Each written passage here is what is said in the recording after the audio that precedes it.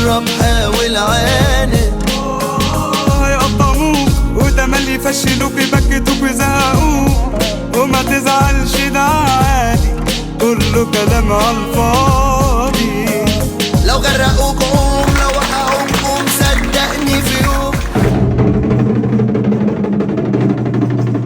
سلسلة مطاعم قصر الكبابجي بترحب بالمخترع العبقري اللي أثبت إن الطفل المصري أذكى طفل في العالم. اخترع العديد من الأشياء، منها نظارة للمكفوفين وساعة كهرباء وألعاب إلكترونية بإمكانياته البسيطة.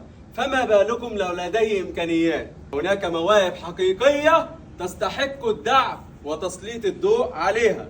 مصر محتاجة شباب وأطفال زيك كتير يا بطل. منورنا ومشرفنا عالم المستقبل أنطونيوس ماجد.